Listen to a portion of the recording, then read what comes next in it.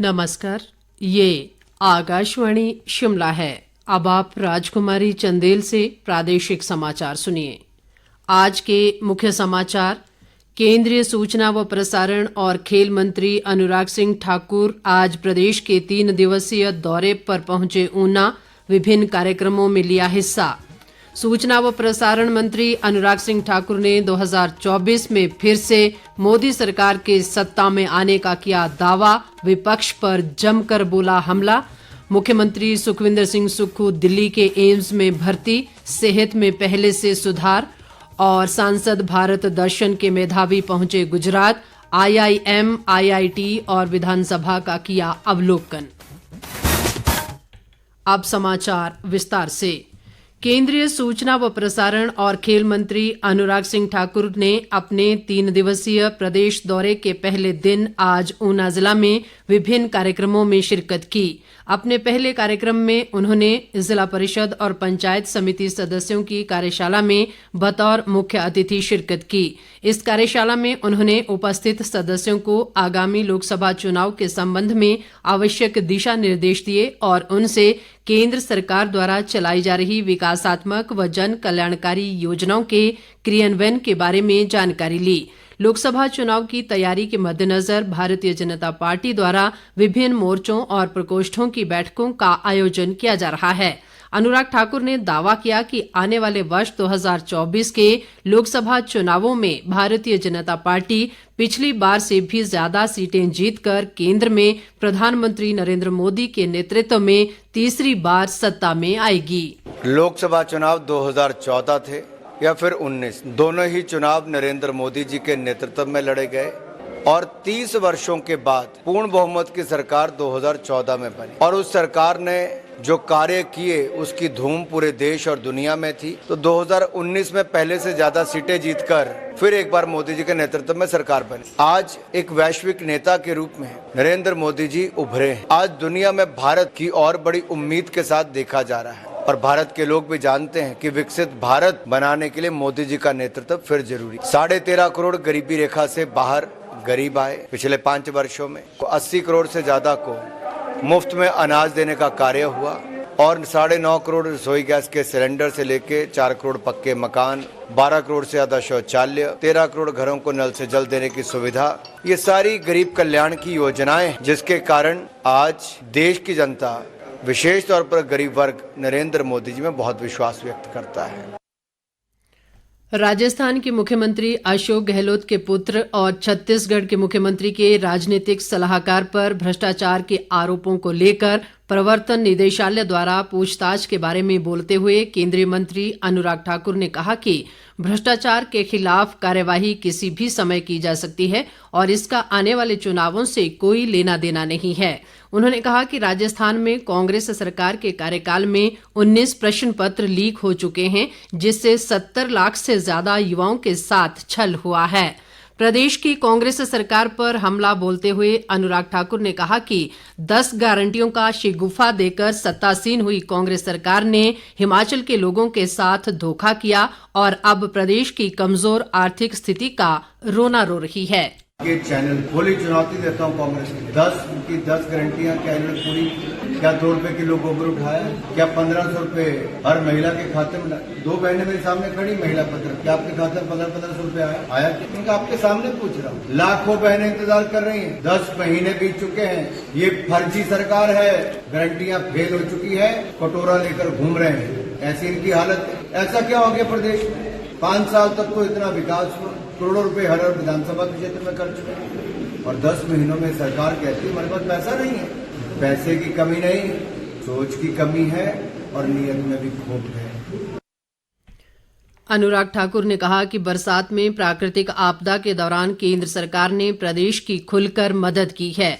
उन्होंने कहा कि केंद्र ने हिमाचल को 11,000 आवास, 862 करोड़ रुपए की फौरी मदद और ग्रामीण सड़कों के लिए 2,700 करोड़ रुपए प्रदान करने के अलावा मनरेगा के तहत भी सहायता की। इसके बावजूद प्रदेश की कांग्रेस सरकार केंद्र सरकार पर प्रदेश की मदद न करने के झूठे आरोप लगाकर सत्य को झुठलाने का प्रयास कर रही है। कार्यक्रम के बाद अनुराग ठाकुर ने महिला स्वयं सहायता समूहों के साथ बैठक की और उनके द्वारा चलाई जा रही आजीविका सृजन गतिविधियों की जानकारी भी ली। इस दौरान ऊना के विधायक सतपाल सत्ती भी मौजूद रहे। मुख्यमंत्री सुखविंदर सिंह सुक्खू को गैस्ट्रोएंट्रोलॉजी विभाग में कुछ परीक्षणों के लिए आज सुबह नई दिल्ली के अखिल भारतीय आयुर्विज्ञान संस्थान में भर्ती करवाया गया है।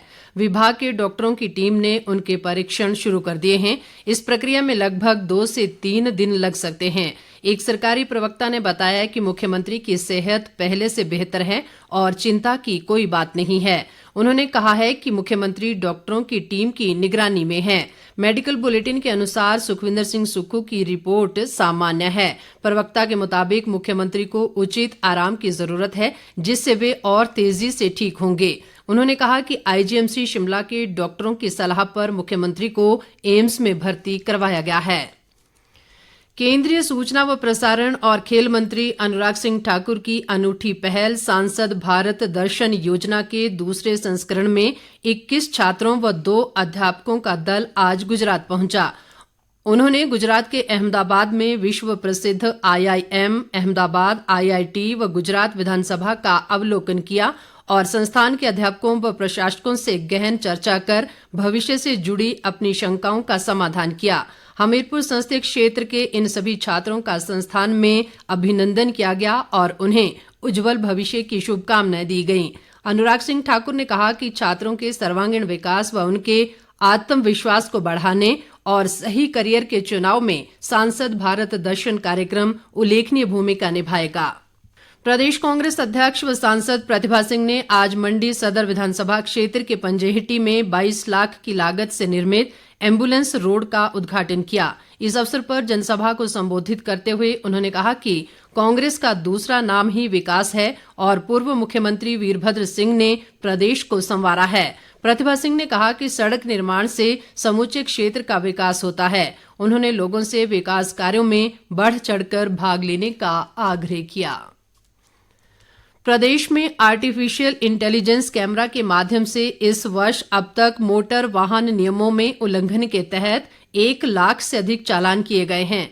यातायात उप पुलिस महानिरीक्षक ने शिमला से जारी एक बयान में कहा है कि प्रदेश पुलिस सड़क सुरक्षा के प्रति गंभीर है और प्रदेश में मोटर व्हीकल अधिनियमों को लागू करने के लिए आधुनिक उपकरणों का उपयोग कर रही है। उन्होंने कहा कि पूर्णतया स्वचालित यातायात प्रवर्तन प्रणाली वाहन मालिकों को वाहन नियमों के उल्लंघन के अपराध के 24 घंटे के भीतर ईमेल और SMS के माध्यम से यातायात उल्लंघन के बारे में सूचित करेगी।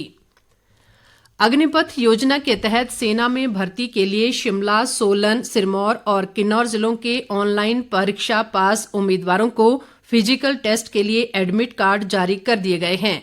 सेना भर्ती कार्यालय शिमला की भर्ती निदेशक कर्नल पुष्पिंदर कौर ने बताया कि ऑनलाइन परीक्षा पास युवा ज्वाइन इंडिया आर्मी वेबसाइट पर जाकर अपना एडमिट कार्ड डाउनलोड कर सकते हैं। भर्ती रैली का आयोजन पृथी मिलिट्री स्टेशन आवेरी पट्टी रामपुर बुशहर में 18 नवंबर से 24 नवंबर के बीच किया जाएगा। युवाओं को अग्निवीर बनने के लिए 1600 मीटर की दौड़ लगानी होगी। कम से कम 6 और अधिकतम 10 चिनअप करने होंगे। 9 फुट गड्ढा पार करना होगा और जिग जैंग बैलेंस दिखाना होगा।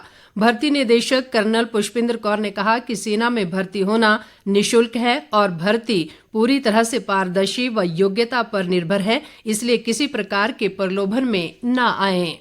भारत निर्वाचन आयोग के निर्देशानुसार शिमला जिला के सभी 8 विधानसभा निर्वाचन क्षेत्रों की लोकसभा और विधानसभा निर्वाचनों के लिए प्रयुक्त होने वाली फोटोयुक्त मतदाता सूचियों का 1 जनवरी 2024 की आहर्ता तिथि के आधार पर विशेष संक्षिप्त पुनर्निरीक्षण करवाया जाएगा। शिमला के उप जिला निर्वाचन अधिकारी ने शिमला से जारी एक बयान में बताया कि 1 अप्रैल 2024, 1 जुलाई 2024 और 1 अक्टूबर 2024 की आहर्ता तिथि को 18 वर्ष या इससे अधिक की आयु पूरी करने वाले नागरिक निर्वाचन नामावली में अपना नाम शामिल करने के लिए 19 दिसंबर तक प्रारूप 6 पर अपना आवेदन अग्रिम में प्रस्तुत कर सकते हैं। अंत में मुख्य समाचार एक बार फिर। केंद्रीय सूचना व प्रसारण और खेल मंत्री अनुराग सिंह ठाकुर आज प्रदेश के 3 दिवसीय दौरे पर पहुंचे ऊना। विभिन्न कार्यक्रमों में लिया हिस्सा। सूचना व प्रसारण मंत्री अनुराग सिंह ठाकुर ने 2024 में फिर से मोदी सरकार के सत्ता में आने का किया दावा, विपक्ष पर जमकर बोला हमला। मुख्यमंत्री सुखविंदर सिंह सुक्खू दिल्ली के एम्स में भर्ती, सेहत में पहले से सुधार। और सांसद भारत दर्शन के मेधावी पहुंचे गुजरात, IIM, IIT और विधानसभा का किया अवलोकन। इसके साथ ही ये समाचार बुलेटिन समाप्त हुआ। नमस्कार।